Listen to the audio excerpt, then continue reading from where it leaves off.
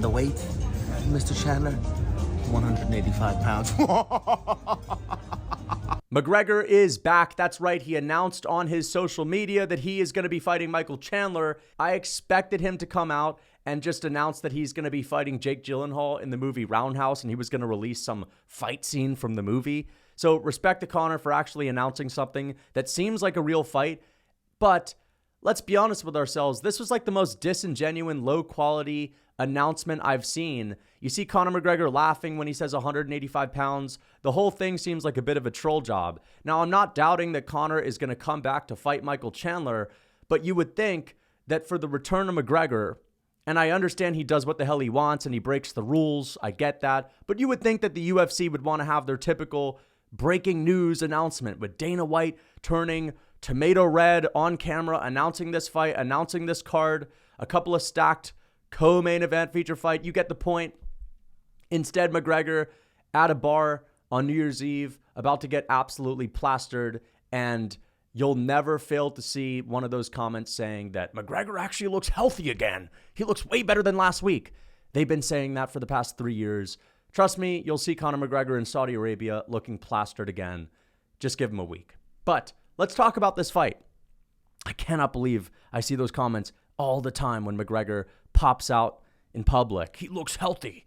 And then you see him the week prior, you see him the week after. You get the deal, dude. He's not dedicating himself to his craft, which is why even if this fight is at 185 pounds, a Michael Chandler that's well-rested and recovered, that's not been in training camp, that's not been slugging it out with these other guys, well, I actually think that's the most dangerous Michael Chandler yet. A lot of people think that all the time that Chandler's had off is going to come back to bite him because he's getting older. But what you guys fail to think about, if that's one of your takes, is that Conor McGregor is aging his body much more than Michael Chandler with all the party drugs, with the lifestyle, with the on and off training, with the leg literally snapping in half. I mean, Conor McGregor's got the body of a 50-year-old compared to Michael Chandler. So I'm not really looking at the age. And Michael Chandler's a guy that takes a lot of damage in his fights. I actually think that taking a couple of years off is good for the guy. It lets his body and his mind recover. He comes back, he's fresh. He has a long time to think about that game plan. And Michael Chandler needs some extra time because his fight IQ is a little bit questionable.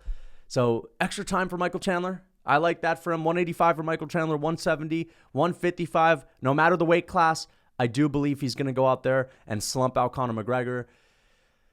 McGregor's got that chance, but I just don't see him getting it done.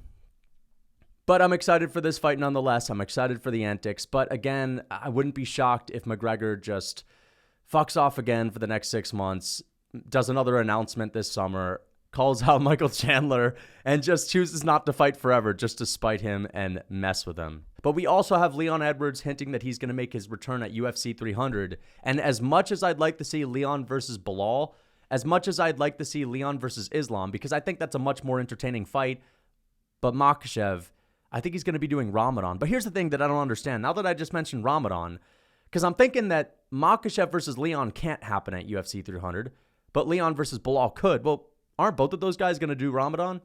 I understand Bilal's fought during Ramadan before. Will he be willing to do that again? And either way, if that's the likely matchup, it's just not a big fight. I hope it's the feature fight. I hope it's not even the co-main event. I'd much rather there be two non-title fights that are bigger than Bilal Muhammad and Leon Edwards be the main and the co-main event. Leon Edwards and Bilal, I'm sorry, man. I know it's a high-level fight. I'm excited to see it, but for UFC 300, something that is this special, that's this hyped up, that's a fuck you to the fans, okay? Nobody wants to see that. UFC 300, I've said it from the start, is looking like a disappointment.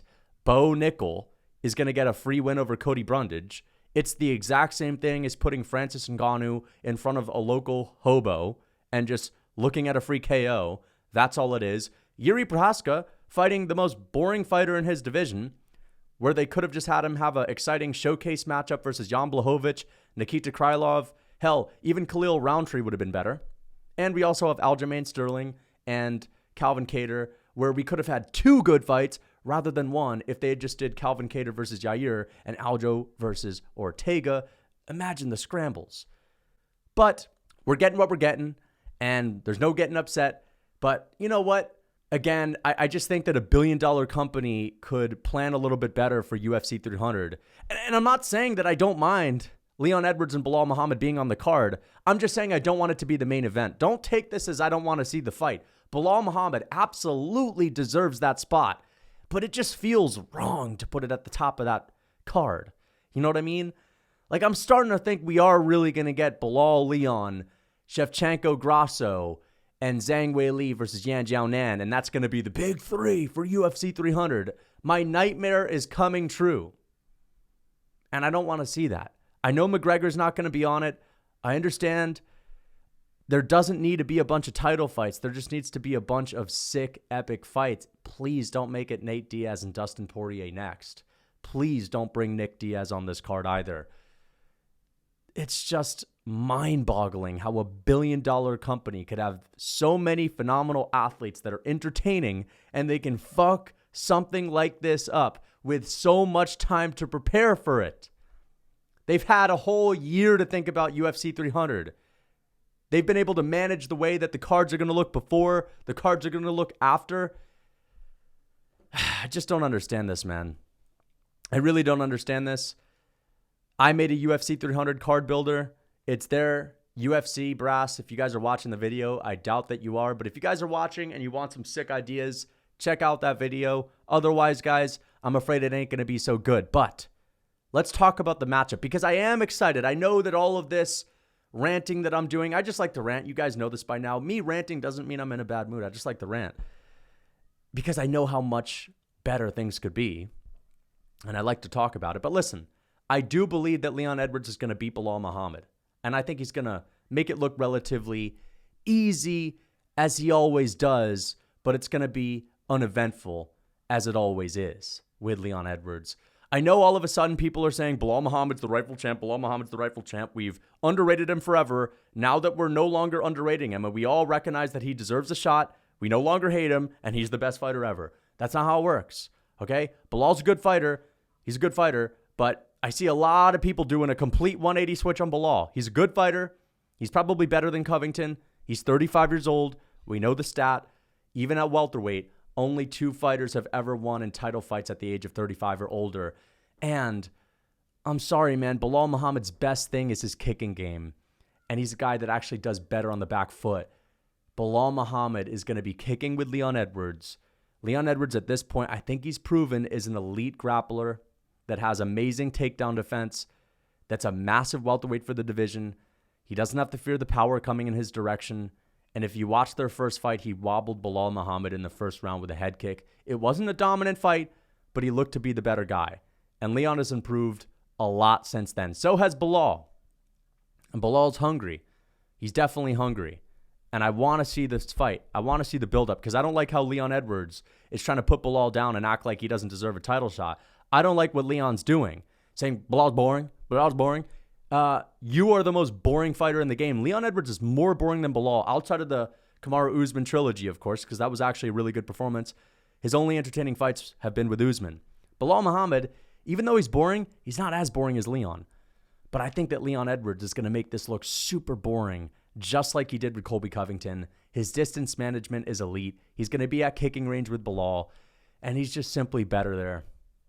And I don't see Belal Muhammad taking him down. It's going to be a stand-up battle.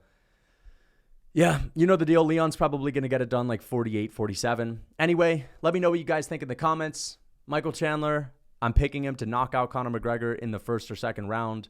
And I'm picking Leon Edwards to skirt by Belal Muhammad in a lackluster decision on UFC 300. I'm trying to think of other matchups that they could put on that card. I'm having a hard time thinking of them. I know I made a card builder, so I'll have to check that again to refresh my mind. But if you guys are interested, check it out. And it's also New Year's Eve.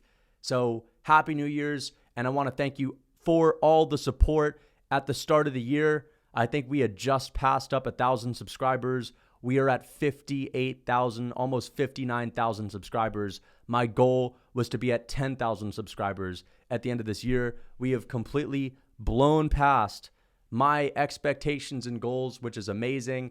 And I just want to thank you guys for watching my videos, whether you like me or you dislike me.